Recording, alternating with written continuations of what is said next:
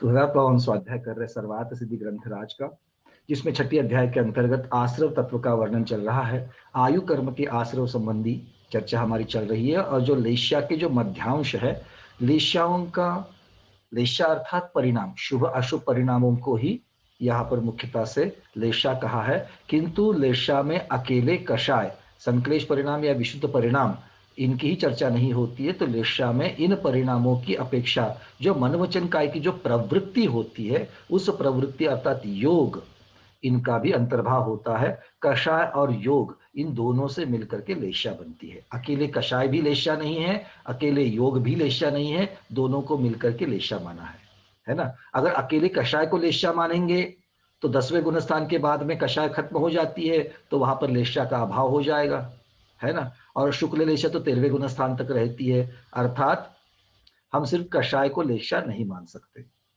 अकेले योग को लेश्या मानेंगे क्या? नहीं। तो योग मतलब सिर्फ क्रिया हो जाएगा। तो क्रिया का कारण क्या है? क्रिया का कारण उदय में आने वाले जो हमारे कर्म है, ये उनका कारण है।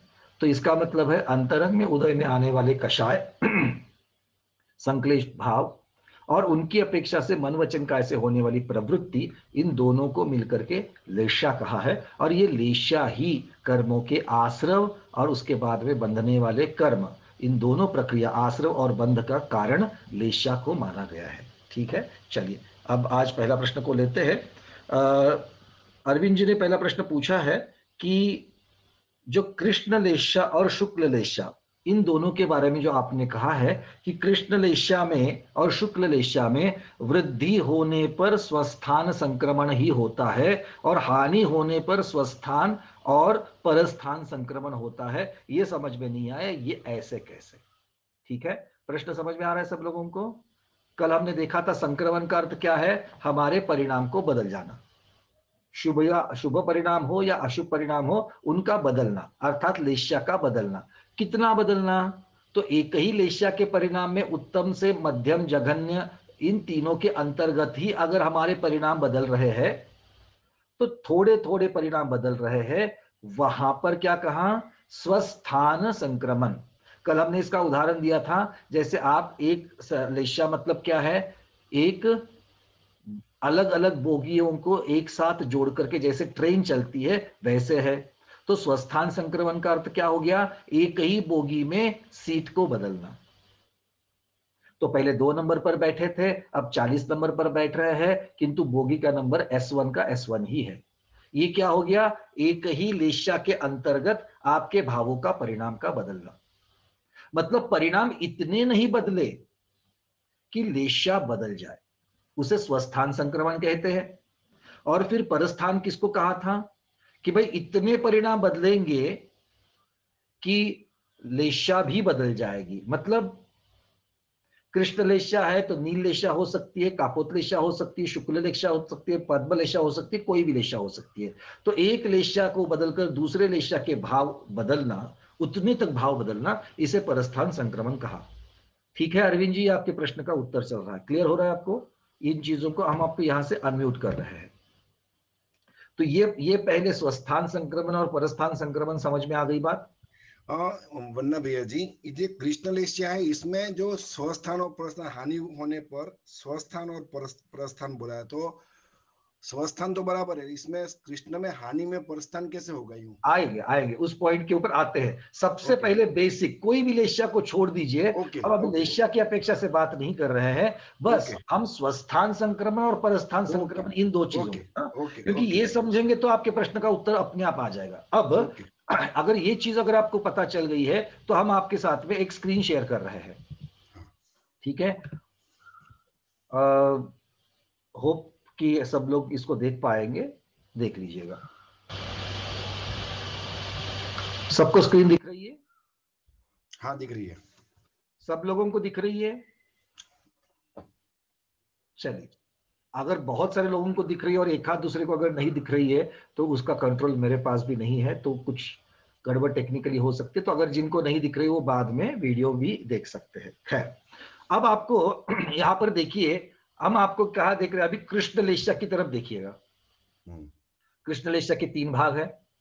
हाँ, यस, उत्तम मध्यम जघन्य 3 है ना। अब बराबर। मान लो उत्तम कृष्ण लेश्या से जघन्य लेश्या हो जाएगी, या जघन्य कृष्ण से मध्यम लेश्या हो जाएगी, मध्यम कृष्ण हो जाएगी, तो हम कौन सा संक्रमण मानेंगे?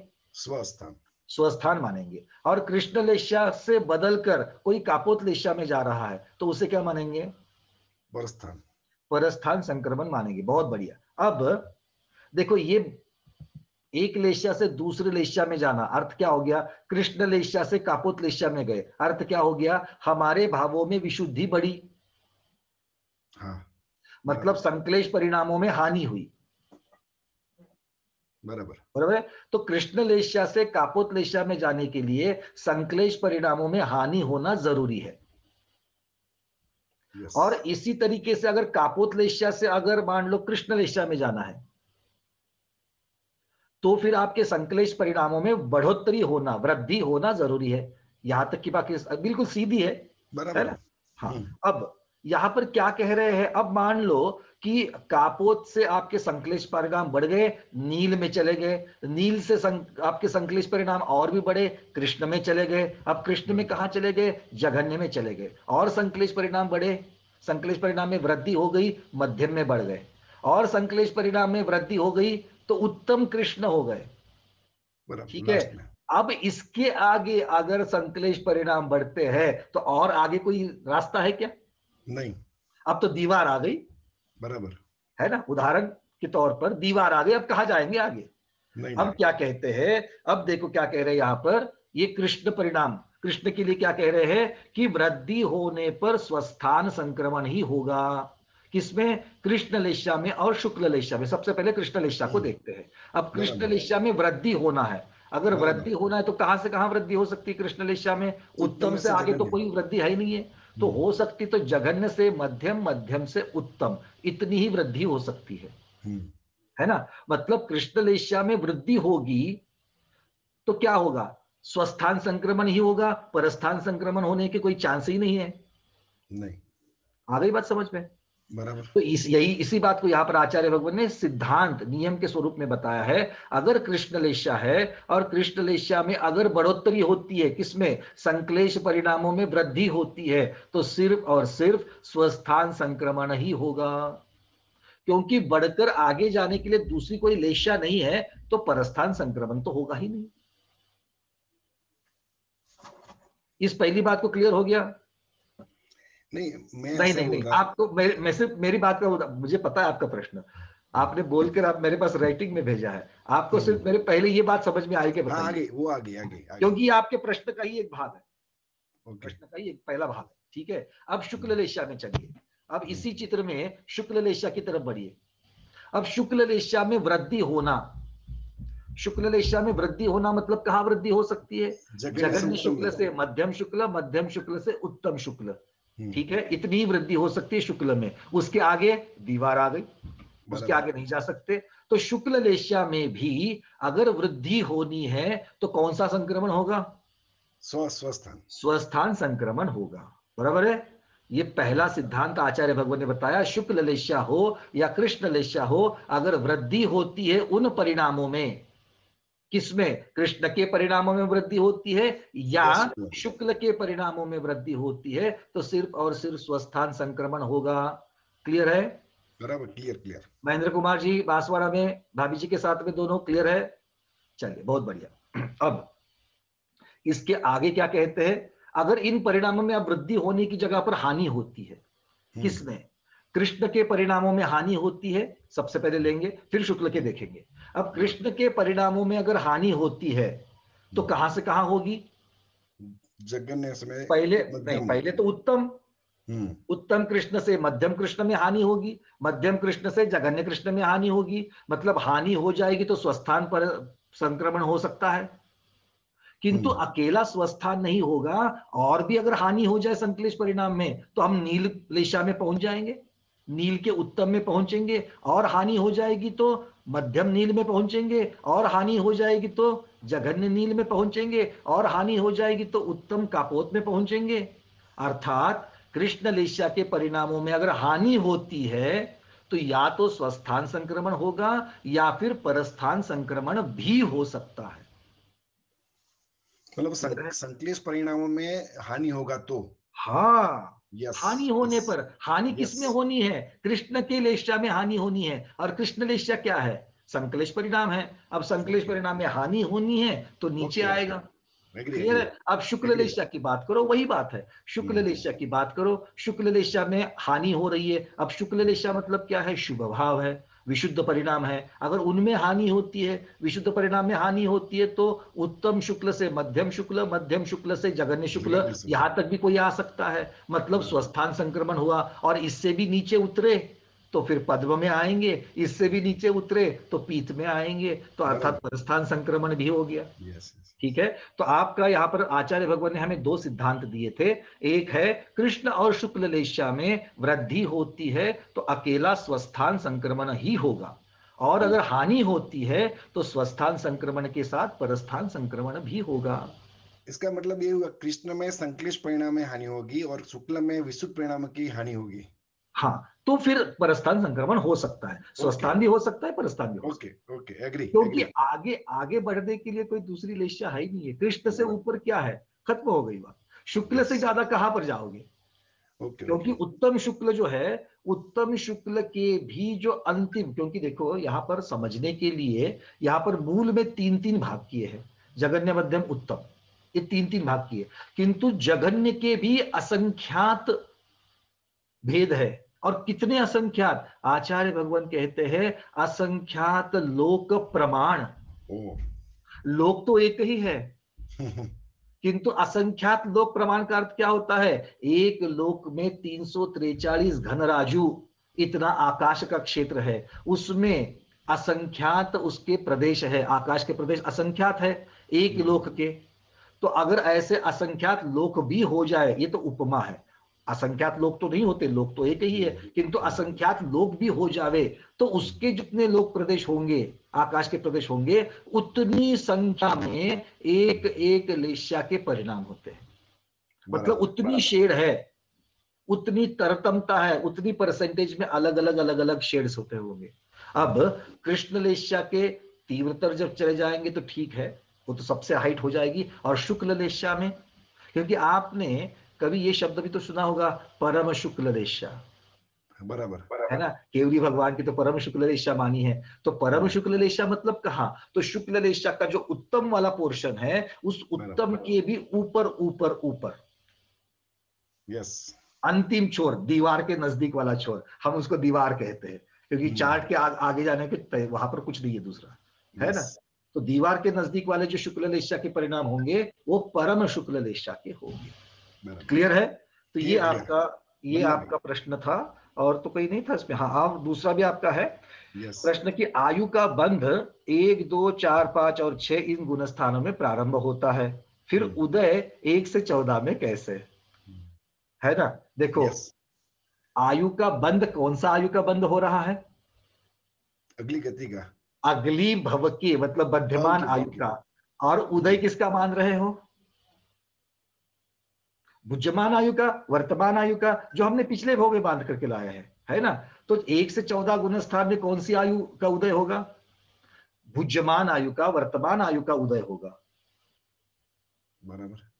और बध्यमान आयु का प्रारंभ किसमें होगा? आश्रव का पहले, दूसरे, चौथे, पांचवें, छठे में होगा, सातवें में निष्ठापन हो सकता है। ठीक है? तो जहां पर बराबर। आप आश्रव बंध की बात कर रहे हो आयु के, वो बध्यमान आयु की अपेक्षा से कथन है गुण स्थानों का। और जहां पर उदय की बात कह रहे हो, वहां पर वो हमेशा बुद्धिमान वर्तमान आयु का बुद्धिमान। ही उदय होता है। बध्यमान आयु का उदय होते ही उसका नामकरण बुद्धिमान हो जाता है। बराबर। देखो, आपने देवायु बांधी, यहां से मरण करके जैसे ही आप देवायु का विग्रह गति में पहुंच गए, वहां पर आपकी देवायु का प्रारंभ हो गया, और वो बध्यमान आयु आपकी भुज्यमान में परिवर्तित हो गई, बराबर। बराबर। है ना? तो इस यस। प्रकार से आयु का आश्रव और बंध, ये बध्यमान आयु की अपेक्षा से कथन है। और पहले गुणस्थान से 14वें गुणस्थान में जब उदय माना जाता है, ये वर्तमान भुज्यमान आयु की अपेक्षा से कथन है। दोनों अलग अलग है। ठीक है? वन्ना भी। चलिए, वन्ना अब भी। ये भी आपके प्रश्न का उत्तर हो गया। यस। अब हम चलते हैं आगे। प्रतिभा जैन भीलवाड़ा से, अगर दीदी जुड़ चुके हैं तो आपको ये क्लियर होगा, नहीं तो आप वीडियो में सुन लेना। ठीक है, हम देख लेते हैं यहाँ पर अगर प्रतिभा जैन के नाम से लॉगिन है तो। दीदी अगर है तो कृपया हैंड रेज कर दीजिएगा। अगर हैंड रेज होगा तो हम आपको आइडेंटिफाई कर सकते हैं। चलिए ठीक है।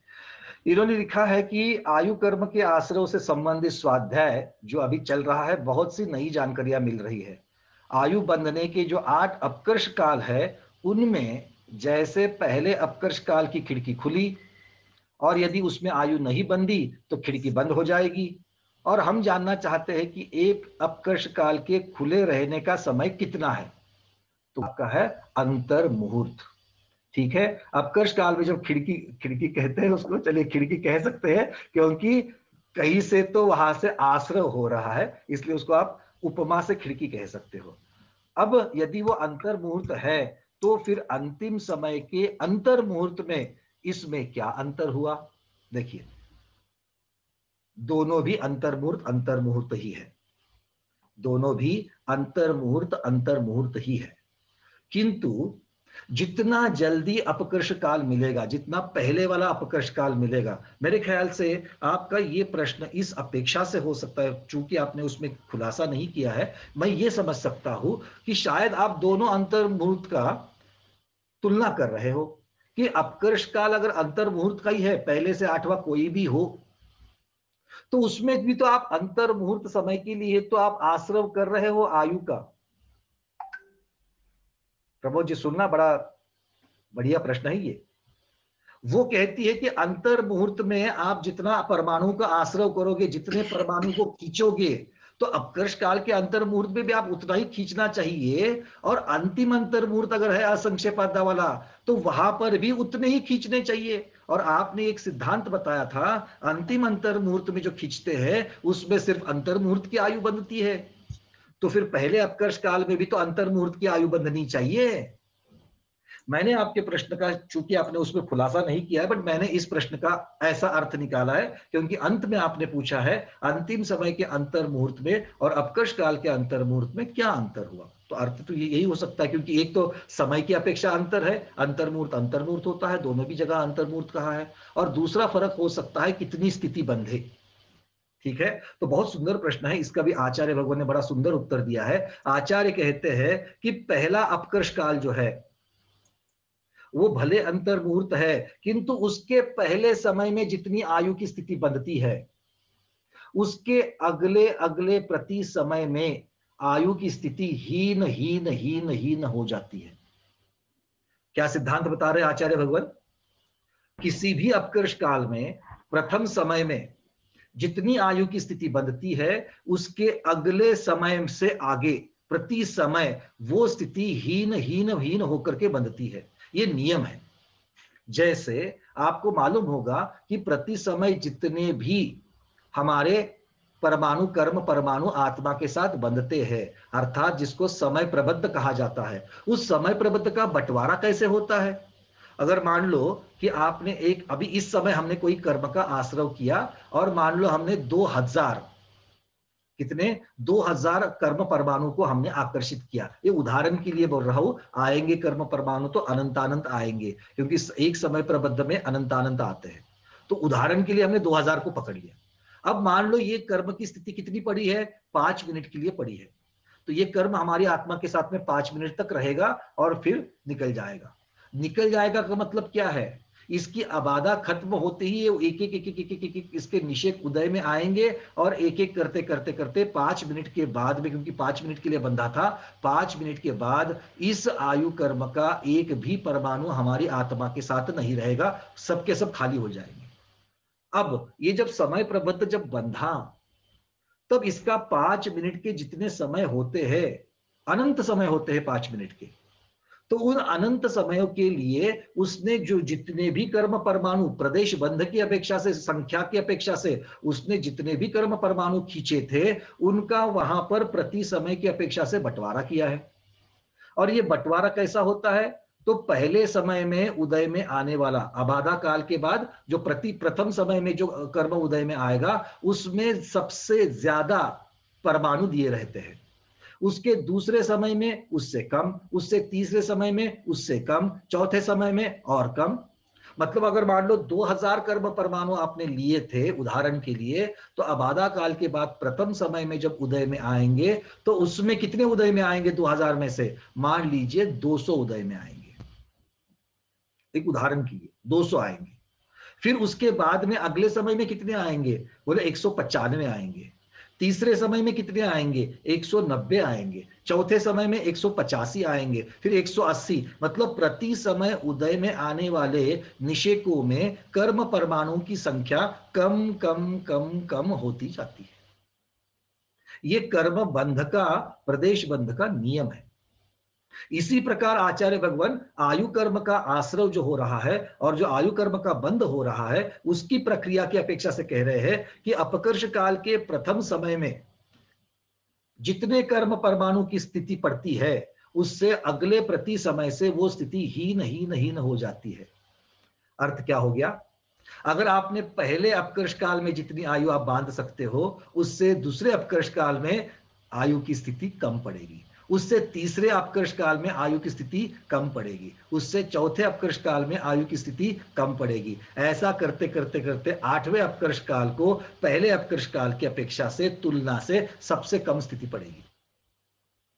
और आठों अपकर्ष काल में अगर नहीं बंधा तो फिर अंतिम अंतर मुहूर्त जो है, अंतिम अंतर मुहूर्त के लिए तो सिर्फ अंतर मुहूर्त की ही स्थिति पड़ेगी।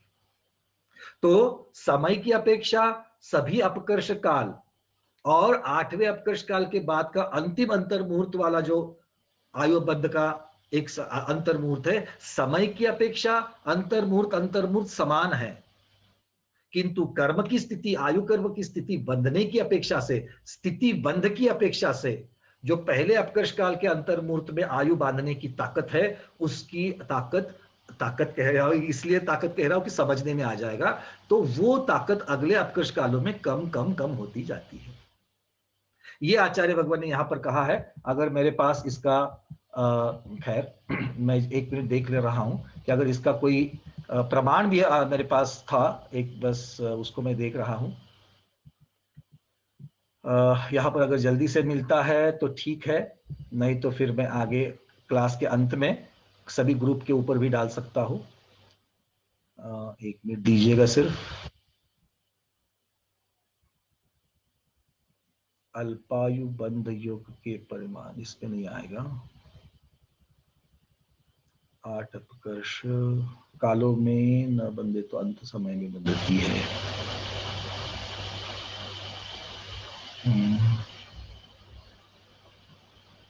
हाँ, 8 अपकर्ष कालों में बंदी आयु बस।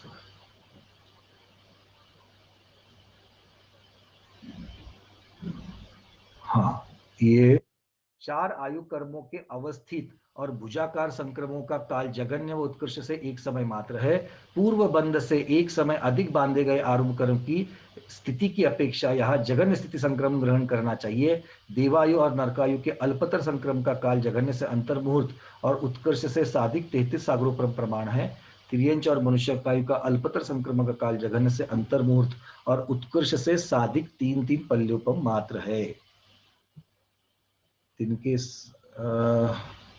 हाँ, उसी अपकर्ष काल के सर्वस्व मिल गया। देखिए यहाँ पर महाबंध पुस्तक संख्या, यहाँ पर मैं आपको जो प्रमाण दे रहा हूं ये प्रमाण महाबंध का है।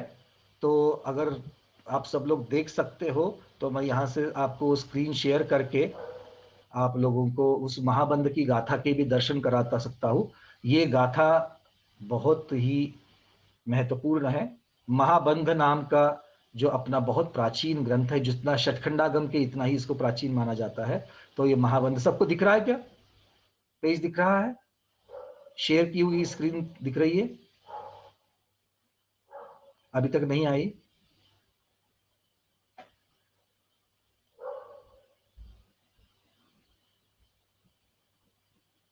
आ गई है क्या? मिल गया? स्क्रीन शेयर हो रही है? नहीं? अच्छा, चलिए कोई बात नहीं, हो सकता है कि कोई उसमें गड़बड़ी हो। तो खैर यहां से मैं पढ़ के बता रहा हूं। महाबंध पुस्तक संख्या 2, इसमें उन्होंने लिखा है आयुगस अत्थि अवत्त बंधगा अपतर बंधगा य। और दूसरी गाथा है आयु अत्थि अवत्त व बंधगाय असंख्य भागा हानि बंधगाय। इसका हिंदी में आचार्य भगवान ने आगे उसका निर्देश किया है। आयु कर्म का अवक्तव्य बंध करने वाले जीव है और अल्पतर बंध करने वाले जीव है। विशेषार्थ यह है, आयु कर्म के प्रथम समय में जो स्थितिबंध होता है उसके द्वितीयादि समयों में उत्तरोत्तर वह हीन हीनतर ही होता है, ऐसा नियम है। सुन रहे हो सब लोग? आपको आवाज पहुंच रही मेरी? महाबंध में आचार्य भगवान कह रहे हैं स्थितिबंध के बारे में, आयु कर्म के प्रथम समय में जो स्थितिबंध होता है उससे द्वितीय आदि समयों में उत्तरोत्तर अर्थात अगले अगले समय में बनने वाली वह हीन हीनतर ही होता है, ऐसा नियम है। आयु कर्म का अवक्तव्य बंध होने के बाद अल्पतर हो बंध होता है, अर्थात आयु कर्म का जब बंध प्रारंभ होता है तब प्रथम समय में एकमात्र अव्यक्तव्य पद होता है, अनंतर अल्पतर पद होता है। ऐसे आचार्य भगवान यहाँ कह रहे हैं। अल्पतर पद का मतलब है कि आगे वाले जितने भी बनते हैं वो कम कम बनते। आ रही बात समझ में? तो महाबंध ग्रंथराज में इस प्रकार के खुलासा पुस्तक क्रमांक 2 है। इसमें आचार्य भगवान ने सीधा बताया है कि आयु कर्म का प्रथम समय में जो स्थितिबंध होता है उसके द्वितीय आदि समयों में उत्तरोत्तर वह हीन हीनतर होता है, ऐसा नियम है। तो इस प्रश्न इस मेरे ख्याल से नियम से हम इसको समझ सकते हैं। एक प्रश्न इमीडिएटली आ रहा है इसके ऊपर। प्रमोद जी, आपको मैं यहां से अनम्यूट कर रहा हूं, बोलिए। वैसे देखते हैं कितना इसके ऊपर चर्चा हो सकती है। बोलिए। हेलो, हाँ आवाज बोलिए। आ रही है? आ रही सर, बोलिए। मैं ये कह रहा था कि ये एक अपकर्ष काल के बारे में या आठों अपकर्ष काल के मतलब बारे में था। ये जो प्रथम समय की बात कर रहे हैं तो एक पर्टिकुलर अपकर्ष काल की बात कर रहे हैं ना, हाँ, क्योंकि तो नहीं ये नहीं आचार्य भगवान ने यहाँ पर शब्द लगाया है, उसी अपकर्ष काल के सर्व समयों में ठीक उत्तरोत्तर हीन बंध होता है। ठीक नहीं, अब ठीक है, मतलब क्लियर हो गया। हाँ, इस प्रकार से उन्होंने टाइटल यही दिया है। नहीं नहीं, अब ठीक, हाँ, बिल्कुल ठीक क्लियर। है ना। इस प्रकार से उन्होंने कहा है, चूंकि परिणाम अगर मान लो कि अगले अपकर्ष काल में जाओगे, क्योंकि हमने पहले एक और नियम देखा है कि अगले अपकर्ष काल में अगर आपके परिणाम विशुद्ध हो रहे हैं तो बढ़ उसमें भी बढ़ोतरी भी होती है, बढ़ भी स्थितिबंध सकती ज्यादा है। होता है। बट हाँ, वहां भी ये समझना कि वो स्थितिबंध पहले समय में जो होगा उस अपकर्ष काल की अपेक्षा उस हाँ, स्थितिबंध में पहले समय में स्थितिबंध जो होगा उससे हीन वो हीन सब होता रहेगा, ये यहाँ बिल्कुल पर डालना है। नहीं, ठीक है, बिल्कुल क्लियर है सर? क्लियर क्लियर हो। चलिए चलिए, इसके संबंध में और किसी का प्रश्न आ रहा है? और किसी को कुछ जानना है इसके बारे में? ये थोड़ा सा बहुत सूक्ष्म विषय यहाँ पर हमने आज चर्चा की है, बट बहुत सुंदर। ये आज हमारे पास ऐसे भी स्वाध्यायी है। हाँ, हेमांगी दीदी, आपको यहाँ से मैं अनम्यूट कर रहा हूँ, आप अपनी जिज्ञासा पूछ सकते हो। वंदना भैया, हाँ दीदी। ये आपने बताया कि हर एक समय में स्थिति बंद होता है, तो कम बिल्कुल। कम होता जाता है, हाँ, तो फिर एग्जैक्ट स्थिति बंद कौन सा पकड़ा जाएगा अगली आयु में? जो ज्यादा से ज्यादा होगा वो, अच्छा ठीक है। जो ज्यादा से ज्यादा होगा उसको, क्योंकि ये हर एक अपकर्ष काल में है। देखो, पहले अपकर्ष काल में आपकी आयु बंध गई, अब दूसरे अपकर्ष काल तो आपको मिलना है, उसमें प्रकृति में फर्क नहीं पड़ेगा। जो आयु बंधी वो आयु का स्वभाव वही रहेगा, किंतु स्थिति अगर विशुद्ध परिणाम अगर आपके है तो स्थिति बढ़ जाएगी, और अगर आपके परिणाम उतने अच्छे नहीं हैं तो आयु वहां पर आपका स्थितिबंध कम हो रहा है किंतु उसको गिना नहीं जाएगा। अच्छा मतलब पहले का जो बड़ा वाला था उसी को वो बरकरार रखेंगे, ठीक है। किंतु दोनों अपकर्ष काल के बीच में जो समय है, दो अंतर मुहूर्त के बीच में जो समय है, उसमें अगर संक्लेश परिणाम अगर ऊपर नीचे होते, विशुद्ध परिणाम में ऊपर नीचे होता है, तो उसमें बढ़ोतरी या हानि, उसमें हानि जरूर हो सकती है। ठीक है, हानि भी हो सकती है, बढ़ोतरी भी। बढ़ोतरी जनरली आचार्य भगवान ने अपकर्ष काल के समय में बताई है। क्लियर? जी जी। ठीक है, चलिए। अब और भी यहाँ पर इसी से संबंधित प्रश्न है तो पूछिएगा। सुमन सेठी दीदी, आपको मैंने अनम्यूट किया है, बोलिए। अगर इससे संबंधित अगर है तो, नहीं तो फिर आपके बाकी के प्रश्न तो मैं लाइन से लूंगा ही लूंगा। नहीं भैया जी। चलिए, इससे संबंधित जिसका हो वो कृपया हैंड रेस कर दीजिएगा, ठीक है? चलिए बहुत सारे नीचे अभी भी है, चलिए उनको हम थोड़ा सा सब लोगों को एक रिक्वेस्ट है कि आपने अभी जो हैंड रेज किए गए हैं वो अभी के प्रश्न के बारे में हो तो ही हैंड रेज रखना, नहीं तो हैंड रेज निकाल देना, ठीक है। चलिए अब हम 2-3 लोगों को यहाँ पर पूछ रहे हैं। सुजाता दीदी, आपको मैं अनम्यूट कर रहा हूं यहां से, आप अपना प्रश्न पूछिए। सुजाता जी शाह। हाँ बोलिए दीदी, आयु अनम्यूट करिए खुद को। हाँ हाँ हाँ बोलिए। हॅलो हाँ बोलिए बोलिए जेव्हा बोलिए। आपल्याला जेव्हा आपल्याला आयु कर्माचा बंद पडतो त्यावेळेसच गती पण बांधली जाते का पुढची? दीदी आपके प्रश्न का हॅलो तो मैं उत्तर देता हूं, किंतु मैंने अभी क्या कहा था कि अब जिस विषय के ऊपर चर्चा चल रही है अगर उस पर प्रश्न आएगा तो उस फ्लो में हम बात कर सकते हैं, बिल्कुल। किंतु आपके प्रश्न का उत्तर है जब आयु कर्म बंध रहा है तब उसी आयु के अनुसार गति भी बंधती है। अपकर्ष काल में गति भी बंधती है किंतु आयु के अनुसार ही बंधती है, ठीक है। नाही मग 40 वयाला गती बांधली तर पुढे आपण 90 वर्ष गति के जगले बारे तर में मैं बाद में बात करूं, गति के बारे में प्रश्न बाद में लूंगा, कृपया अभी आयु कर्म के बारे में बात करते हैं, रुकिए जरा। अनुपमा दोषी जी, आपका इसके बारे में प्रश्न है? अनम्यूट किया है। जेटी गंगवाल जी आपको अनम्यूट किया है, पूछिए। जागृति दीदी आपको अनम्यूट किया है, जिनका भी अनम्यूट हो सकता है पूछ लीजिए जल्दी से। अलका दीदी आपको भी अनम्यूट किया है। जेटी गंगवाल जी बोलिए। वंदना भैया, आपने जो अंतर मुहूर्त का आयु बंध जो बताया अपकर्ष काल के 8वें अपकर्ष काल के अंतिम अंतर मुहूर्त में अंतर मुहूर्त की आयु बंधेगी या 8वां अपकर्ष काल में भी आयु नहीं बंधी तो आयु के अंतर लास्ट अंतर मुहूर्त में एक अंतर मुहूर्त की आयु बंधेगी? ठीक है, सही है, सही है। मतलब अपकर्ष काल में नहीं बंधी तो ही वहां जाएंगे, नहीं तो नहीं जाएंगे। तो आयु बंद, लेकिन आयु बनने के बाद जीव मतलब जो भी है वो एक समय के लिए तो विश्राम करता है, तो अंतिम समय में कैसा आयु बन सकती है? एक समय के लिए आयु बनने के एक समय के लिए क्यों? आबादा काल आपको कितना बताया है आयु कर्म का? आबादा काल वो तो अंतिम अंतर्मूर्त के बाद में आवली का असंख्यात्वा भाग है, असंक्षेपाद काल जिसको कहा, वो तो आबादा काल है ना। तो ऐसा नहीं कि एक समय से भी बहुत ज्यादा। अच्छा, आयु बनने के बाद काफी देर तक वो रह सकता है, कोई बात नहीं है। तो अंतर्मूर्त का आयु जो है वो लास्ट के अंतर मतलब आयु के अंत में बनेगी।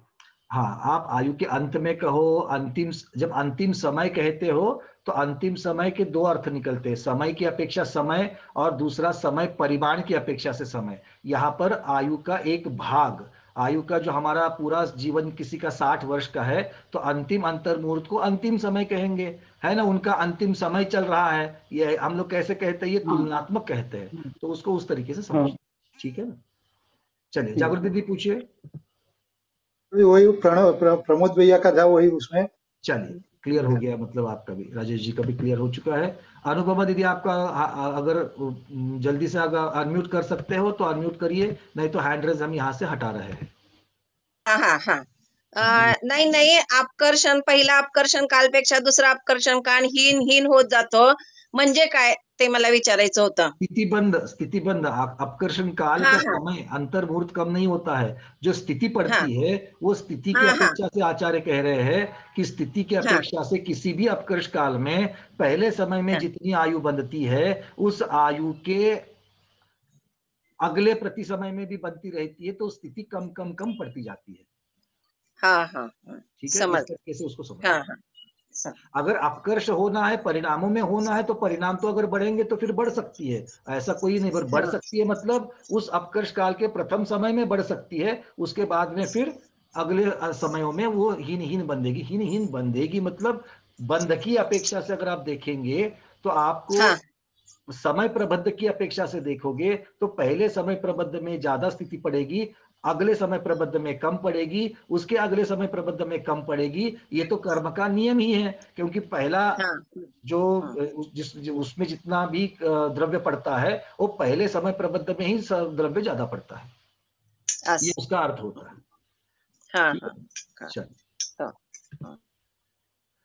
चलिए और किसका है? अलका दीदी आपको आवाज आपका हैंड रेज है, आप अनम्यूट कर दीजिएगा।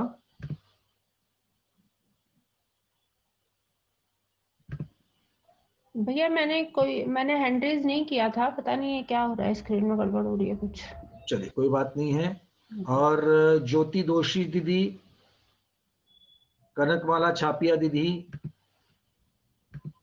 माया पखाले दीदी, पारस पटनी जी, शैला दगड़े जी, ज्योति दोषी दीदी। चलिए आप लोगों के हैंड रेज है, आप लोगों को यहाँ पर पूछ लेते हैं आपसे।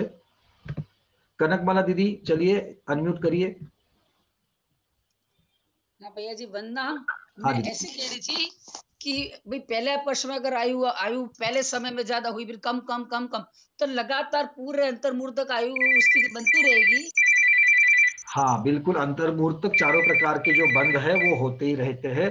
प्रकृति, अच्छा। स्थिति, अनुभाग और हाँ। क्योंकि बंध का अर्थ होता है चारों प्रकार के बंध होते रहते हैं। ठीक है, ये उसका अर्थ है। ठीक है। चलिए माया पखाले जी बोलिए, अनम्यूट किया है दीदी। उसके पास पारस पाटनी जी। वंदना भैया। हाँ दीदी बोलिए। भैया थोड़ा वरचा प्रश्न है। अब आप दूसरा प्रश्न पूछने तो भी पूछ सकते हो, पूछिए जल्दी से।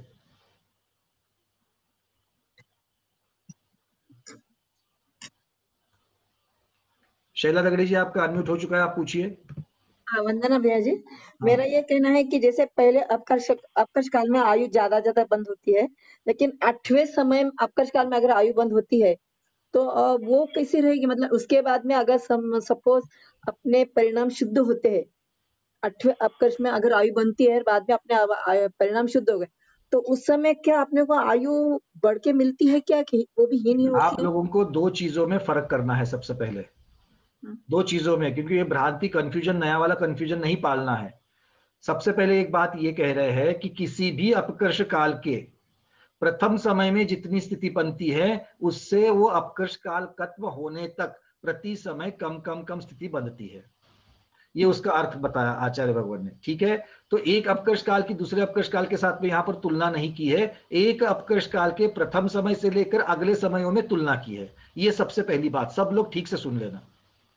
दूसरी बात, अगर मान लो कि अगले अपकर्ष काल में पहले अपकर्ष काल की जगह पर विशुद्ध परिणाम है या फिर संक्लेश परिणाम तीव्र हो गए, क्योंकि नरक आयु के लिए तीव्र संक्लेश परिणाम चाहिए और मनुष्य आयु, तिर्यंच आयु और देव आयु, इनके लिए विशुद्ध परिणाम चाहिए। अगर उसमें बढ़ोतरी होती है, किसकी तुलना में? पहले अपकर्ष काल की तुलना में अगर बढ़ोतरी होती है अगले अपकर्ष कालों में, तो वहां पर स्थिति ज्यादा बन सकती है।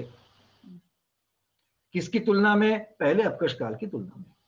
हमने उदाहरण दिया था, पहले अपकर्ष काल में मान लो 100 वर्ष की आयु बंदी है, अब दूसरे अपकर्ष काल में आपको ऐसे परिणाम हो गए कि 120 की बन रही है, तो वहां पर 120 की आपको आयु आपको मिल जाएगी। तीसरे अपकर्ष काल में 80 की बन रही है, परिणाम उतने ही है, तो 80 को कंसीडर नहीं किया जाएगा, अभी भी आपको 120 के हिसाब से लेकर के चलेंगे। ठीक है, किंतु वो 120 सुनो, किंतु वो 120 उस अपकर्ष काल के कौन से समय में बंधेगी? जो दूसरे अपकर्ष काल में जो 120 आपकी बंधने वाली है विशुद्ध परिणाम से, वो दूसरे अपकर्ष काल के प्रथम समय में 120 की बंधेगी और उसके बाद में प्रति समय में वो हीन हीन हीन बनती जाएगी। किंतु हीन का अर्थ क्या होता है? 120 की 50 पर नहीं आएगी, समयों की अपेक्षा से वो हीन हीन बनती है, ऐसा उसको समझ लेना। क्योंकि ये समय प्रबंध की अपेक्षा, एक एक समय की अपेक्षा से, हिसाब किताब की अपेक्षा से आचार्य भगवान यहाँ पर बता रहे हैं। क्लियर है बात? हाँ नहीं, मेरा कहना परिणाम में मतलब फर्क पड़ता है कि अगर विशुद्धि बढ़ गई तो उसमें कुछ ऐसा चेंज होता है, ये सब मेरा कहना था। आयु की अपेक्षा परिणामों में फर्क नहीं पड़ता, परिणामों की अपेक्षा आयु में फर्क पड़ता है। कारण कौन सा है, कार्य कौन सा है, ये देख लीजिए दीदी। अच्छा। हाँ, क्योंकि परिणाम विशुद्ध होंगे तभी तो, देखो पहले अगर अपकर्ष काल में आपकी देवायु बंदी है तो ये जान लेना कि आगे वाले अपकर्ष कालों में भी आपके परिणाम उसी तरीके के रहते हैं। ऐसा ही नहीं कि नरक की आयु बांधने के योग्य परिणाम होते हैं, ऐसा इतना विरोधाभास नहीं होता है उसमें। हाँ, ये हो सकता है कि पहले इतने परिणाम विशुद्ध नहीं हो, ऐसा हो सकता है, ऐसा हुआ तो स्थिति कम पड़ सकती है, किंतु स्थिति कम हो जाएगी अपकर्ष काल के दौरान तो उसको वहां पर माना नहीं जाता है। माना नहीं जाता है मतलब उसका कोई असर नहीं पड़ता है। तो आयु कम कहाँ हो सकती है? दो अपकर्ष काल के बीच वाला जो समय रहता है उसमें हो सकती है। जैसे हमने उदाहरण लिया था 81 वर्ष का, तो 54 साल की आयु में एक बार पहला अपकर्ष काल आया और 72 साल की आयु में दूसरा अपकर्ष काल आया, है ना। तो 54 साल की जो आपने आयु बांधी थी 54 साल के अपकर्ष काल में, वो आयु कम हो सकती है। कब? 54 से 72 की जो उम्र बीच में है, उस बीच में अगर हमारे परिणाम मतलब कौन से परिणाम? संयम वाले परिणाम अगर बिगड़ जाते हैं तो फिर वो बांधी हुई आयु कम हो जाएगी।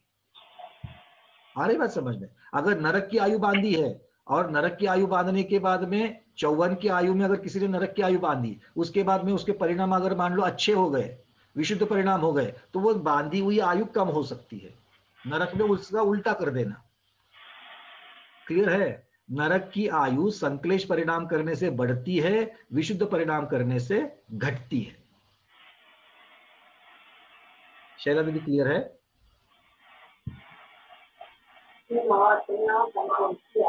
डॉक्टर शैला दीदी क्लियर है आपको?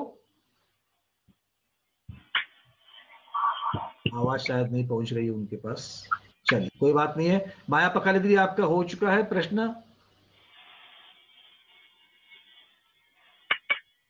उनकी भी आवाज नहीं आ रही है। पारस पटनी साहब आपका माइक खुला हुआ है, आप प्रश्न पूछ सकते हैं। वंदना भैया, वंदना। मेरा हो गया, मेरा आपका जो अभी जो आपने क्लियर किया उसमें हो गया। चलिए बहुत बढ़िया। मेरे को बोलिए। दूसरे की बात ठीक है, आ गया मेरा जवाब।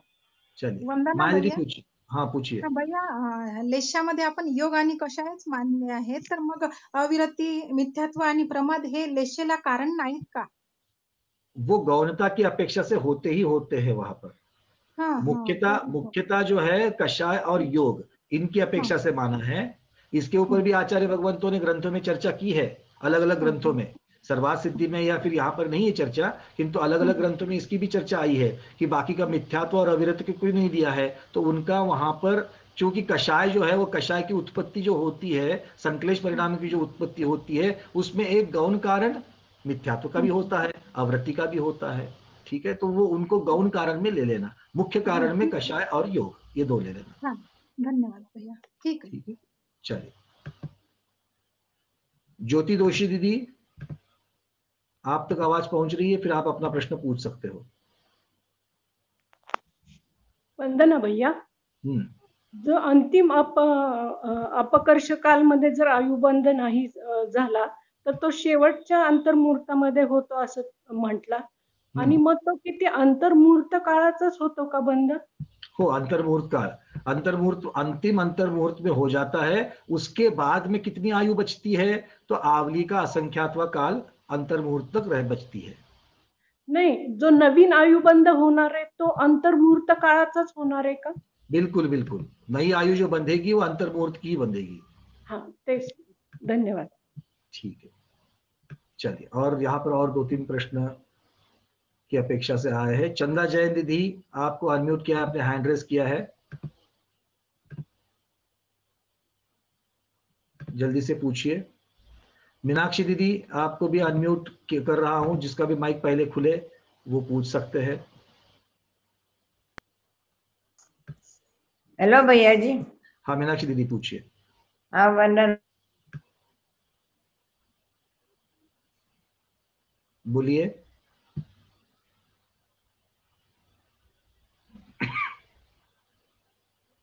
मीनाक्षी दीदी, आपका आवाज नहीं पहुंच रही हम तक।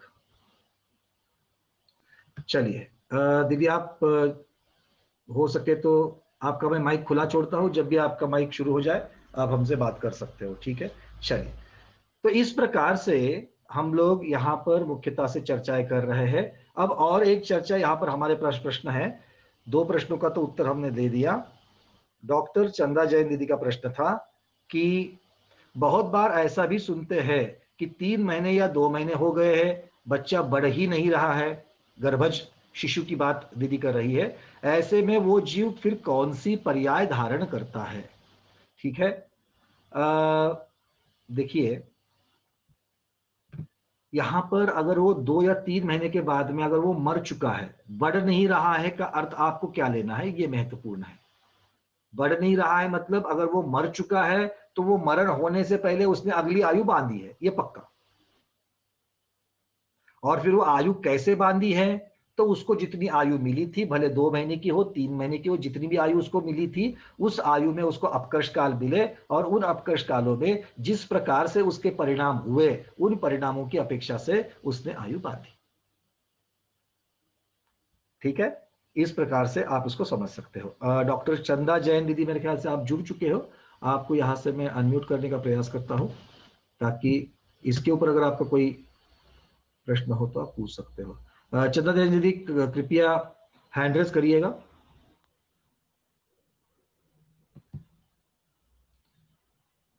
अब तक तो मैंने आपका वीडियो देखा था, पता नहीं शायद वीडियो अब नहीं दिख रहा है। चलिए कोई बात नहीं, किंतु आपने जो प्रश्न पूछा था उसका उत्तर ये है। भैया आपकी वीडियो नहीं आ रही है स्क्रीन पे। अब पता नहीं वो क्या है, यहां से स्क्रॉल करके देखिएगा अगर है तो। नहीं आ रहा है, नहीं आ रहा है, कब से नहीं आ रहा है। क्योंकि यहाँ से तो मेरे हाथ में उसके लिए कोई भी कंट्रोल नहीं है। कोई बात नहीं, वीडियोस में तो बाद में जो रिकॉर्डिंग हो रही है उसमें तो होगा ही होगा, क्योंकि इनके जो ये जियो मीट के पता नहीं कंट्रोल्स हमारे सचमुच बहुत ही कंट्रोल के बाहर है, वो किस प्रकार से हो रहे हैं। चलिए, हाँ त्रिशला शाह दीदी आपने हाथ ऊपर किया है। हाँ जी, 1 मिनट, हम आपको यहाँ से अनम्यूट कर रहे हैं दीदी, बात कीजिएगा।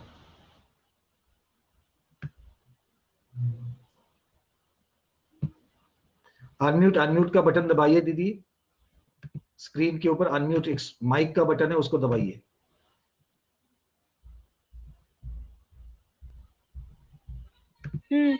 हाँ बोलिए। स्क्रीन के ऊपर अच्छा सा आता ही नहीं भैया जी, खर खर खर खर आवाज आती है, इतनी खर खर है कि बंद करावा असं वाटतं। दीदी इसके लिए मैं कुछ भी नहीं कर सकता, बाकी लोगों को ये प्रॉब्लम नहीं आ रही है, इसका मतलब आपके यहाँ पर नेटवर्क देखना पड़ेगा। मेरे यहाँ से तो कोई खरखर नहीं जा रही है, बाकी लोगों को इस प्रकार की नहीं आ रही, तो आप अपना नेटवर्क कृपया चेक करें, ठीक है। अच्छा बर, हे इतकं सुंदर सगळं कळतं, पण ते आज काही म्हणजे फार विचित्र सगळं व्हायला आहे। कोई बात नहीं, रिकॉर्डिंग चल रही है, ये सारी चीजें रिकॉर्डिंग में भी जाती है, ध्यान रखना। अगर आपको अकेले को अगर प्रॉब्लम आ रही है तो उसके लिए आपका नेटवर्क जिम्मेदार है, सब लोग इसका ध्यान रखिएगा। बर बर, ठीक है ठीक है, चलिए आगे बढ़ते हैं। और हो सके तो आप लोगों के प्रश्न अगर आप चैट में डाल देंगे तो फिर हम सिलेक्ट कर पाएंगे कि उनमें से कौन से प्रश्न का उत्तर देना है, ठीक है। हो सके तो आप लोग चैट में ही प्रश्न डाल देना। चलिए आगे बढ़ते हैं। अब और एक प्रश्न है डॉक्टर चंद्रा जैन दीदी का, भुज्यमान आयु माइनस अबाधा काल तो बध्यमान आयु होती है क्या? भुज्यमान आयु में से अबाधा काल निकाल दे तो बध्यमान आयु होती है क्या? तो इसका मतलब ये हो गया कि अबाधा काल अगर मान लो अभी मैंने 54 की उम्र में अगर मैंने आयु बांधी है, 54 की उम्र में अगर आयु बांधी है तो उसकी आबादा कितनी हो जाएगी? उसकी आबादा बची हुई जो 27 वर्ष है वो हो जाएगी। तो इसका मतलब है आबादा 27 की थी और 54 माइनस 27 कर देंगे तो बध्यमान आयु, नहीं ऐसा चांस ही नहीं है। बध्यमान आयु तो आपने कितनी बांधी है उसके ऊपर डिपेंड है, उसका कोई संबंध ही नहीं है दीदी यहाँ पर, ठीक है ना। हाँ ये कह सकते हो, आप ये कह सकते हो कि अब भुज्यमान आयु की बची आयु बंधने के बाद भुज्यमान आयु की जितनी बची हुई आयु है वो बध्यमान आयु की आबादा है, इस प्रकार से आप कह सकते हो। मैं फिर से रिपीट करता हूं, अगले भव की आयु आपने बांधने के बाद जिसे बध्यमान आयु कहा है, वो बध्यमान आयु बची हुई आयु जो भुज्यमान की है उसकी उतनी आबादा है, ये आप कह सकते हो, किंतु इस प्रकार का आप समीकरण नहीं कर सकते हो, ठीक है।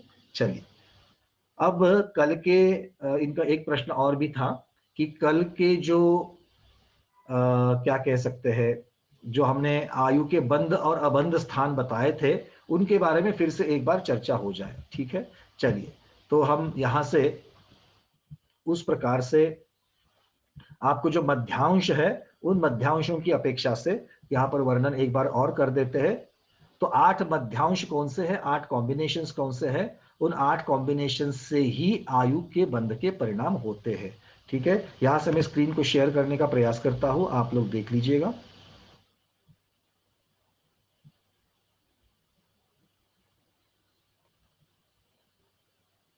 शेयर हो रहा है।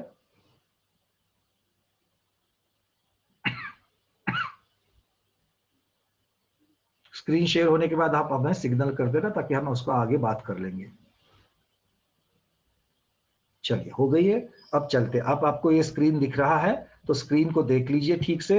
अब लेफ्ट साइड में आपको 8 मध्यांश के 1 2 3 4 ऐसे अंक दिए गए हैं, और उसी के लाइन में अगर आप देखेंगे तो आपको पहले मध्यांश की जो कॉम्बिनेशन है वो आपको समझ में आएंगे।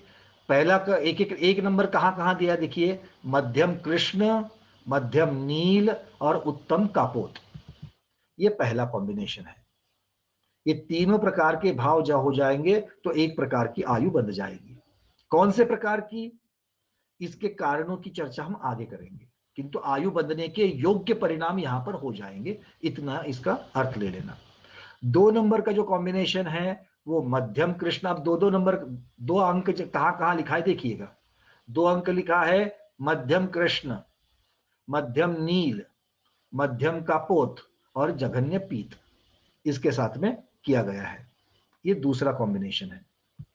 तीसरा कॉम्बिनेशन है मध्यम कृष्ण, मध्यम नील, मध्यम कापोत, मध्यम पीत और जघन्य पद्म। ठीक है, अब चलते हैं आगे। चौथा कॉम्बिनेशन है मध्यम कृष्ण, मध्यम नील, मध्यम कापोत, मध्यम पीत और मध्यम पद्म, उसके साथ में जघन्य शुक्ल, इसके साथ में आयु बंध रही है।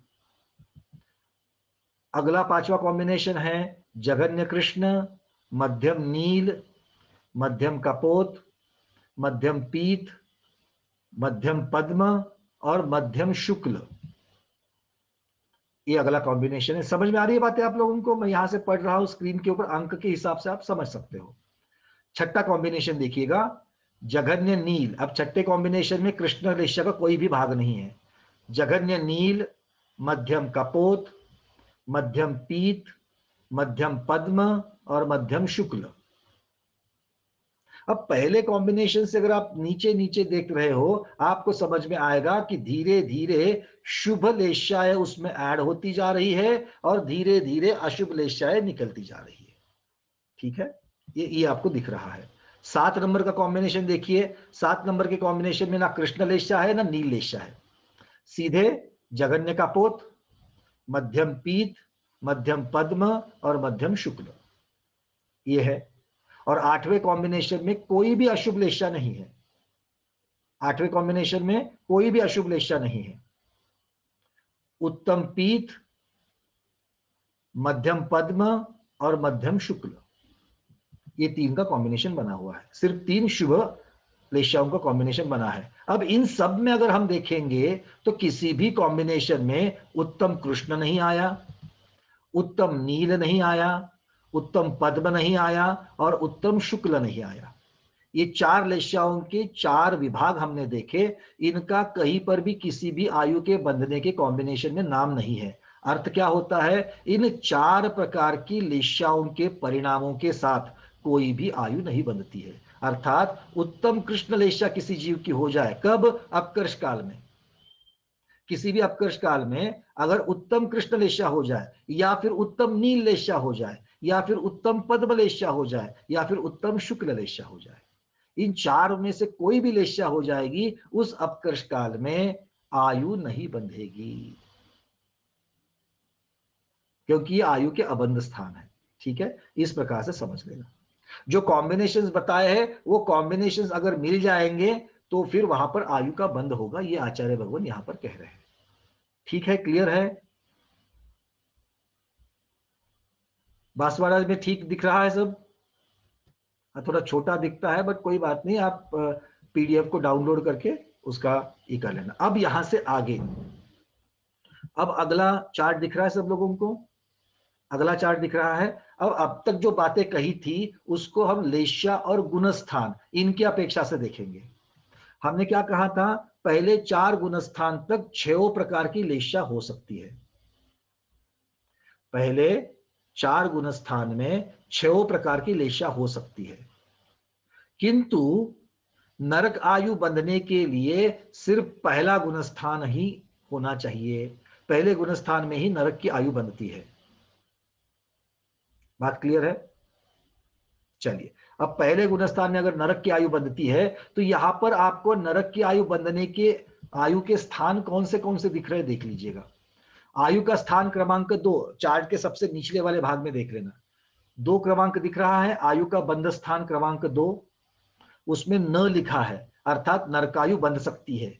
कब बंध सकती है? तब उसके ऊपर लेश्या देखिए कौन सी है? तीव्रतर कृष्ण लेश्या के साथ में नरक आयु बंध सकती है। तीव्रतर कृष्ण लेश्या के साथ, उत्तम नहीं है बट तीव्रतर है। उसके आगे अकेली तीव्र कृष्ण लेश्या के साथ में नरक की आयु बंध सकती है। गुणस्थान पहला होना जरूरी है। फिर 4 नंबर का बंध स्थान देखिए, अगर कृष्ण लेश्या और नील लेश्या का कॉम्बिनेशन है, कौन सा वाला? वो आपको पहले बताया था, मध्यम लेना है कि जघन्य लेना है, ये पहले वाले से लेना। अब यहां पर सिर्फ लेश्या की बात कर रहे हैं। कृष्ण लेश्या और नील लेश्या के परिणाम है और पहला गुणस्थान है, नरक की आयु बंधेगी। सीधा सीधा गणित समझ में आ रहा है। कृष्ण लेश्या नील लेश्या मतलब गंदे गंदे परिणाम है ना, अशुभ परिणाम है। उसके साथ में अगर मिथ्यात्व का गुणस्थान है, नरक की आयु बंध सकती है। फिर क्रमांक 5 में चलिए, आयु का स्थान क्रमांक 5, वहां पर कौन सी है? 3 अशुभ लेश्याओं का कॉम्बिनेशन है, कृष्ण नील का पुत्र। और पहला गुणस्थान अगर है तो नरक की आयु बंध सकती है। क्लियर हो रहा है? मैं यहां से बोलते जा रहा हूं, आप लोगों को क्लियर हो रहा है? चलिए अगला देख लेते हैं। अब क्रमांक 6 को देखिए। 6 में नरक आयु और तिर्यंच आयु दिख रही है। नरक आयु और तिर्यंच आयु, तो ये नरक आयु और तिर्यंच आयु पहले और दूसरे गुणस्थान में बनती है और नरक आयु सिर्फ पहले गुणस्थान में। तो अगर दोनों को अगर कॉमन लेना है तो ये पहले गुणस्थान का वर्णन है, क्योंकि पहले गुणस्थान में नरक आयु भी बनती है, तिर्यंच आयु भी बनती है। ठीक है, तो ये पहले गुणस्थान के साथ में अगर कृष्ण नील कापोत इस प्रकार का कॉम्बिनेशन बनता है तो किसी की तिर्यंच आयु भी बन सकती है और किसी की नरक आयु भी बन सकती है। अब आप कहोगे इसमें कैसे फर्क होगा? तो वो जीव मोटा मोटी में मायाचारी करेगा तो तिर्यंच आयु बंधेगी, मोटा मोटी में बहुत आरंभ परिग्रह जैसा पाप का क्रिया कर रहा है, नरक आयु बंधेगी। ठीक है, चलिए फिर आगे बढ़ते हैं। 7 नंबर का आयु स्थान, 7 नंबर में नरक, तिर्यंच और मनुष्य, ये कह रहे हैं नरक, तिर्यंच और मनुष्य, ये 3 का कॉम्बिनेशन है। चूंकि इस कॉम्बिनेशन में नरक की आयु है, इसका मतलब है पहले गुणस्थान के सिवा ये कॉम्बिनेशन नहीं बनेगा, है ना, उसके बिना तो नरक आयु बनती ही नहीं है। तो पहले गुणस्थान में नरक की आयु भी बन सकती है, तिर्यंच की आयु भी बन सकती है और मनुष्य की भी आयु बन सकती है।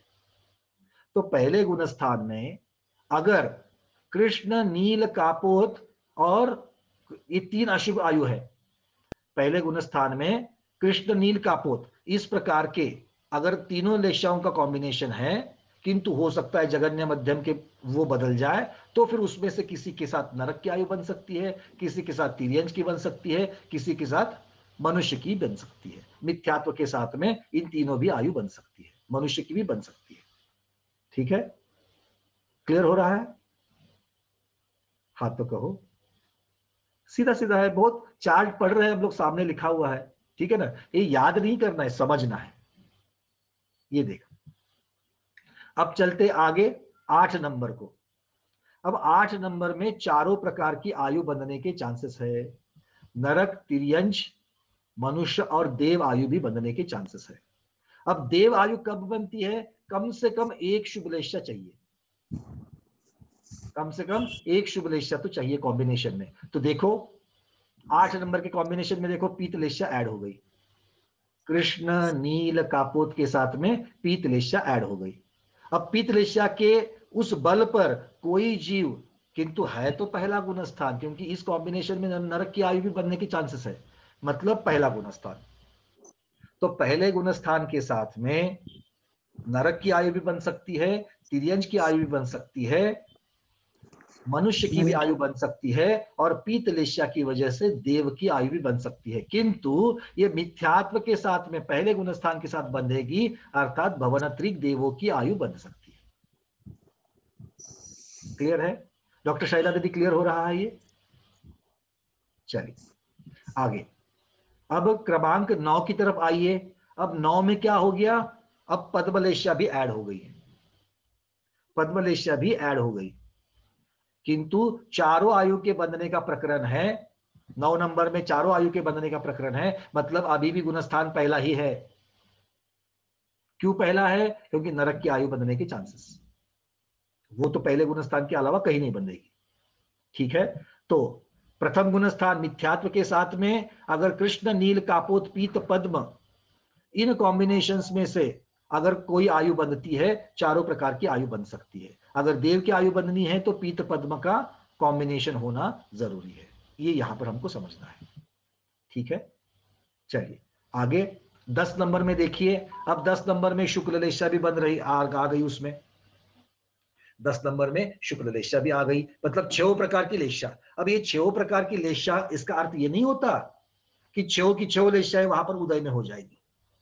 उसमें से हो सकता है कि शुक्ललेशा के परिणाम जिनके हो रहे हैं, जगन्य शुक्ल के हो रहे हैं, तो उसके साथ में कृष्ण निकल जाएगी, मतलब कृष्णलेशा जो है वो इस कॉम्बिनेशन में होगी तो होगी, किंतु कॉम्बिनेशन के समय उसका नहीं बनेगा। क्यों? क्योंकि अगर हम लोग इसके पहले वाला अगर देखते हैं तो एक सिर्फ 4 नंबर का कॉम्बिनेशन है। अगर आपको अगर पिछले वाला चार्ट दिख रहा है सब लोगों को, अब देखो 4 नंबर का कॉम्बिनेशन देखना। 4 नंबर के कॉम्बिनेशन में कृष्णलेशा भी है, नीललेशा भी है, कापोतलेशा भी है, पीतलेशा भी है, पद्मलेशा भी है और शुक्ललेशा भी है। दिख रहा है?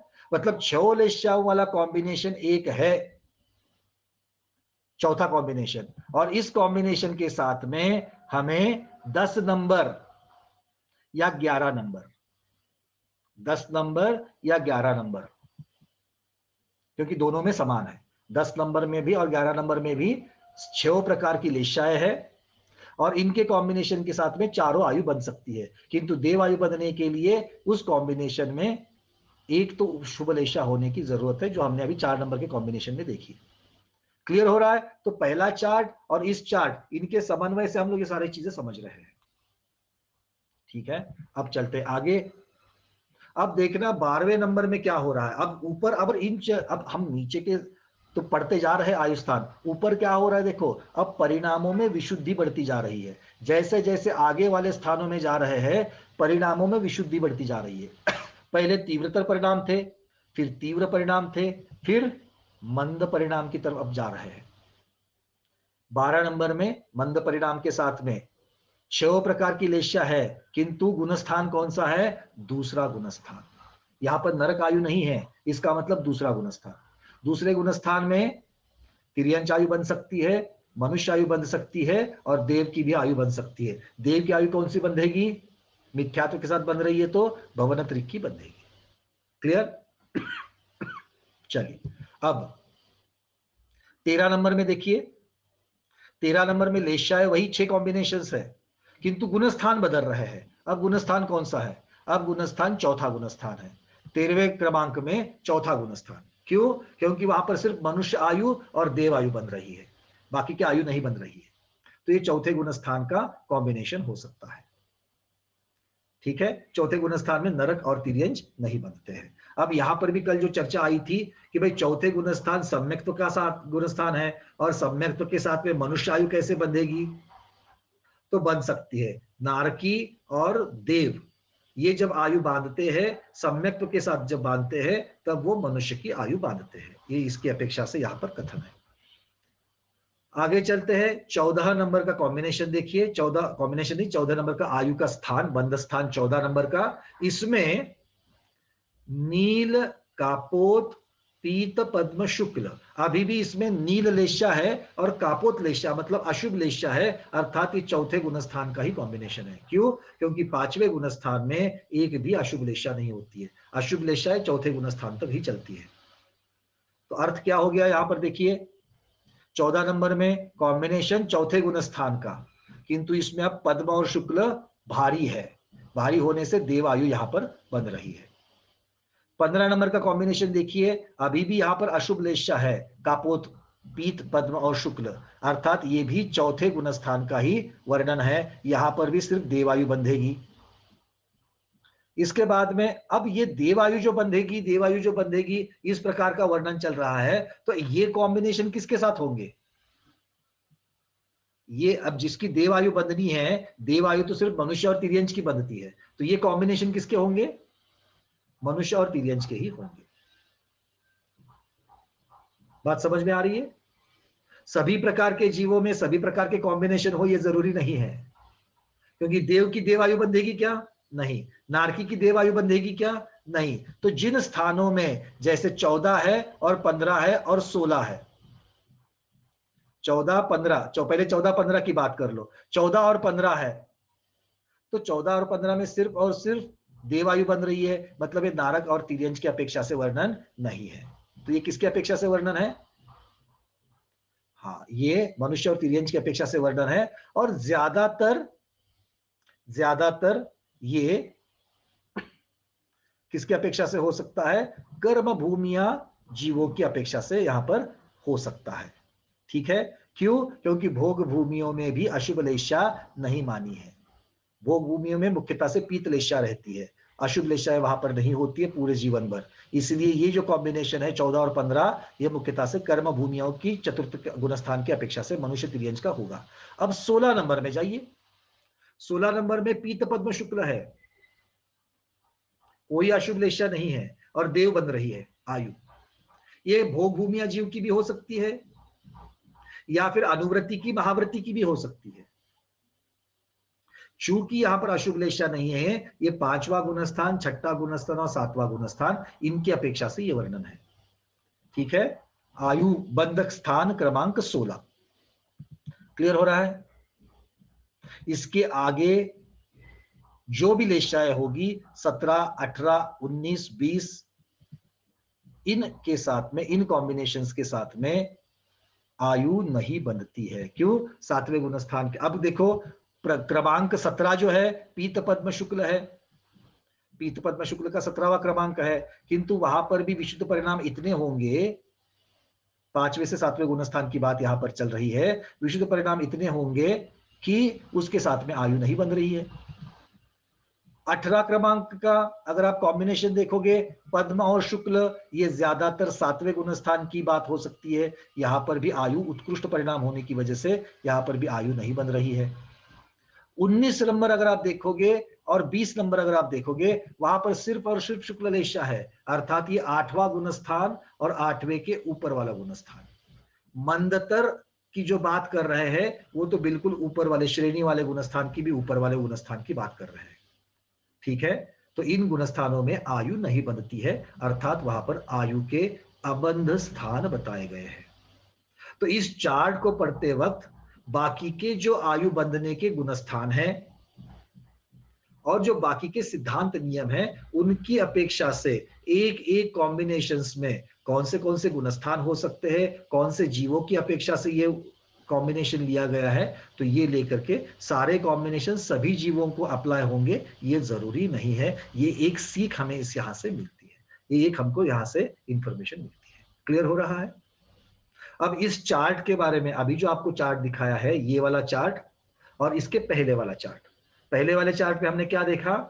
तो 8 मध्यम, 8 कॉम्बिनेशन देखे, मध्यांश का अर्थ होता है कॉम्बिनेशन, 8 कॉम्बिनेशन हमने देखे जिनमें आयु बंध सकती है। और इस चार्ट में हमने क्या देखा कि कौन से कॉम्बिनेशन में गुणस्थान के साथ में कौन सी आयु बंध सकती है। ठीक है? अब इसके ऊपर अगर आपके किसी के प्रश्न होंगे तो हम उसके ऊपर चर्चा करेंगे। पहला हाथ यहाँ पर स्मिता दोषी दीदी का है, दीदी अनम्यूट किया है, पूछिए। भैया 14 आणि 15 मध्ये अशुभ लेशा आहे, तर मग तिथून भवनत्रिक मध्येच जाईल का तो जीव?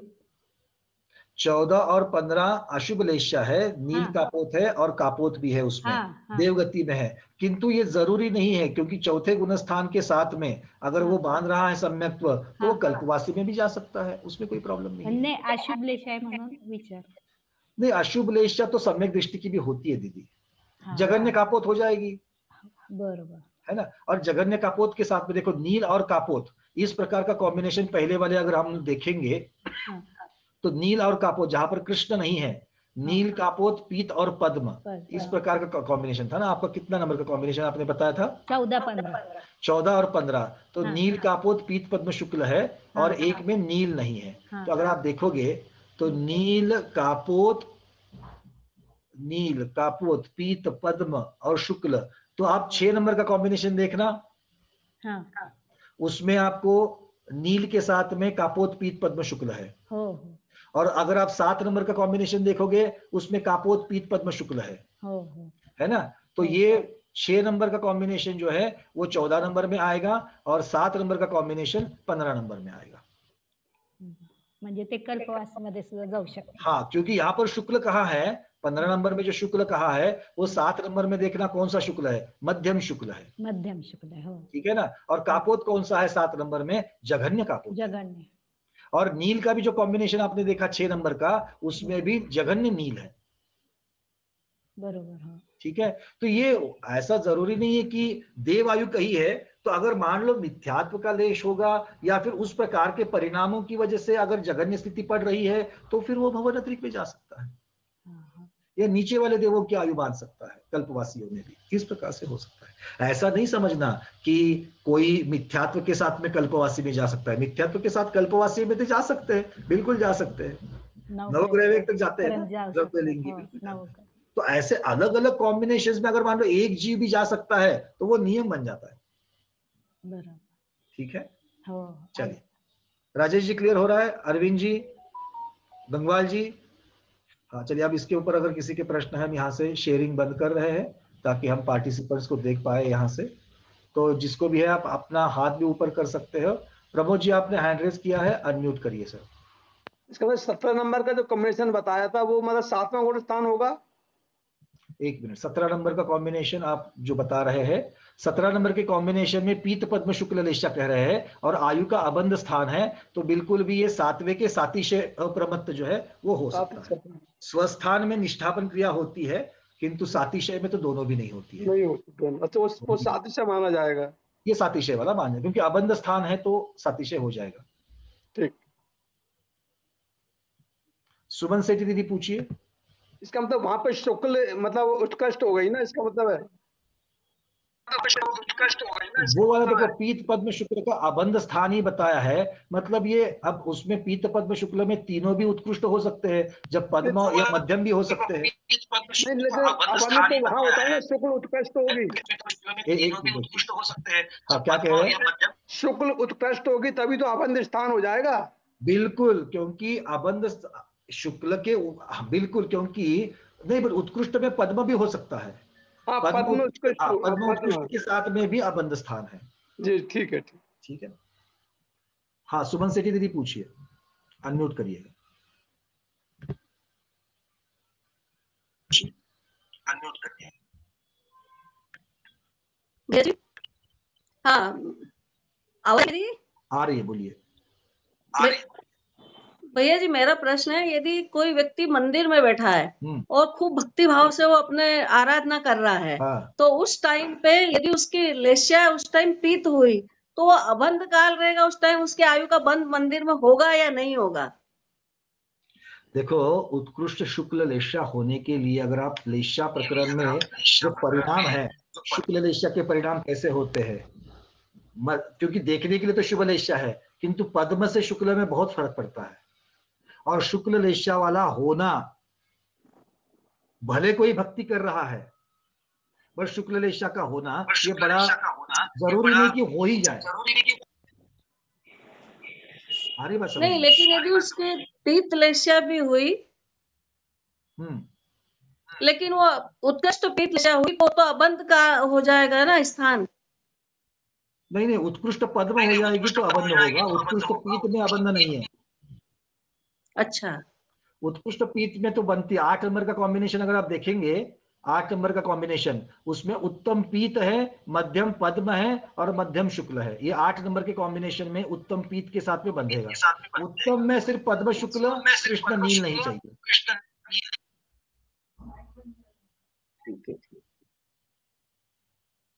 ठीक है, आवाज नहीं आ रही। आवाज आ रही कि नहीं आ रही है? आवाज आ रही कि नहीं? नहीं आई भैया जी। देखो हमने क्या कहा कि उत्कृष्ट जो, एक मिनट हम आपका माइक बंद कर देते पहले।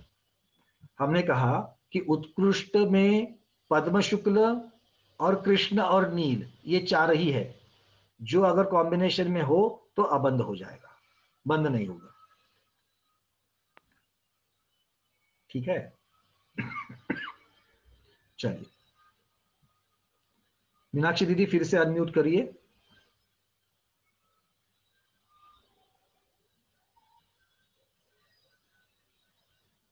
तब तक कुमुद भूतादित्य अगर आप लोग अनम्यूट कर सकते तो आप पूछिए।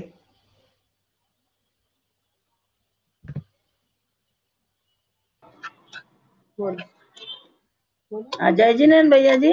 हाँ जय जिनेन्द्र बोलिए। मेरा कहने का मतलब है कि जो उत्कृष्ट में आयु का बंध नहीं होता है, तो फिर श्रेणिक राजा ने जब सर्प डाला था गले में महाराज जी के, तो उस समय उनकी उत्कृष्टता नहीं थी क्या? बिल्कुल नहीं थी, अर्थ यही निकलता है। भाग तीव्र हो सकते हैं, तीव्रतम, तीव्र, तीव्रतर, तीव्रतम, बहुत ऊपर वाले होते हैं। तीव्र तो हुए बट अकेले कृष्ण के भाव नहीं थे, क्योंकि आयु बंध की जो बात है ना, वो एक समय की नहीं है दीदी, 2 मिनट की बात नहीं है, ये प्रोसेस है। और उस प्रोसेस में आपका गुस्सा उतना ही रहे ये जरूरी नहीं है। आप एक बात की तरफ ध्यान देना, आपने अच्छा उदाहरण लिया श्रेणिक राजा का, आप किसी के भी उदाहरण में देना। अगर मान लो किसी को मारने के भाव हो रहे हैं या किसी को गाली देने के भाव हो रहे हैं, वो गाली दे दी पहले 2 मिनट में, उसके आगे के 2 मिनट देखिए उतना ही गुस्सा रहता है क्या? उसके आगे के 2 मिनट देखिए उतना ही गुस्सा होता है क्या? क्योंकि आपके मन में जो है वो आपने एक बार कर दिया तो फिर आवेग कम होना चालू हो जाता है। तो श्रेणिक राजा का भी अगर आप देखेंगे, उसको सर्प मारकर उनके गले में डालने के भाव थे, वो उसने डाल दिया, क्या अगले 5 मिनट के लिए भी उसके वैसे भाव रहेंगे? वो कम कम कम होते जाएंगे। वो जो आवेग था वो आवेग कम होना शुरू होता है, जैसे ही वो क्रिया पूर्ण होती है आवेग कम होना शुरू होता है। ठीक है, तो इसका मतलब है कृष्ण के साथ में नील के भी कॉम्बिनेशन हो सकती है, तो ये उत्कृष्ट वाला नहीं रहता। जब तक उत्कृष्ट वाला है आयु नहीं बंधी, जब उत्कृष्ट से मध्यम में आ गए आयु बंद हो सकती है, बिल्कुल हो सकती है। किंतु काम इतना घिनौना है कि नरक की आयु बंधेगी। ठीक है ना, अभी भी उत्कृष्ट आयु बांधने के ही परिणाम उतने लेवल में थे, अबंध के नहीं थे बट बंधने के हो गए, किंतु इतने तीव्र थे कि नरक की आयु बंध गई। ठीक है, चलिए सुवर्ण श्रावक दीदी आप अनम्यूट करिए, पूछिए अपना प्रश्न। वंदना भैया, आवाज आ रही? आ रही है, बोलिए। चौथे गुणस्थान में देवगति का कैसा बंध होता? चौथे गुणस्थान में सम्यक के साथ में तो देवगति का होना ही चाहिए, क्यों नहीं होना चाहिए? 5वें में होता है ना? 5वें में नियम से होता है, 5वें में नियम से होता है, और चौथा सम्यक्त्व का है। अगर अनुव्रत कोई धारण नहीं करता है और अगर सम्यक्त्व के साथ में आयु बांधता है तो नियम से देवगति जाएगा, नियम से देव आयु बांधेगा। मेरे को लगा 5वें में ही होता है, चौथे में नहीं। 5वें का नियम है, हाँ 5वें का नियम है, चौथे का सम्यक्त्व का भी नियम ही है, सम्यक्त्व के साथ बांधे तो। ठीक है ना, आचरण के साथ में सम्यक दर्शन की भी महिमा है। सम्यक दर्शन के साथ में अगर आयु बांधे तो नियम से देव की, कल्पवासी देव की ही बंधेगी। ठीक है, चलिए। शोभना शाह दीदी आपने हैंड रेज किया था, बट आपका मुझे यहाँ पर वीडियो, आप अपना माइक ओपन कर सकते हो, माइक ओपन कीजिए शोभना शाह दीदी।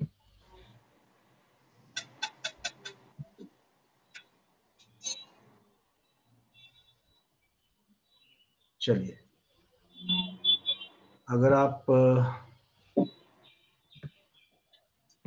आवाज पहुंच रही है मेरी तो कर लीजिएगा, नहीं तो फिर हम समापन कर लेते हैं, क्योंकि हमें शोभना शाह दीदी का वीडियो जो है अब ऑडियो दिख ही नहीं है। यहाँ से यहाँ पर सर्च करने की भी कोई पॉसिबिलिटी नहीं है। शोभना शाह दीदी, आप तो मेरी आवाज अगर आ रही है तो कृपया हैंड रेस कर देना, वीडियो खोल देना और हैंड रेस कर देना, क्योंकि हमने आपको पार्टिसिपेंट्स में ही शिफ्ट किया है। एक बार ऑडियंस में भी देख लेते हैं।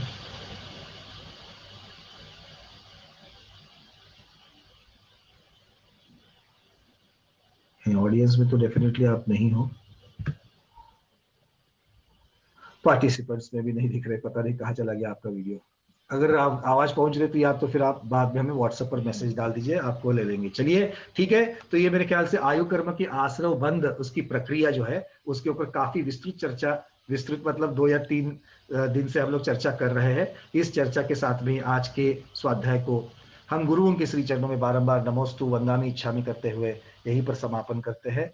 जैनम जयतु शासनम, जैनम जयतु शासनम, जैनम जयतु शासनम।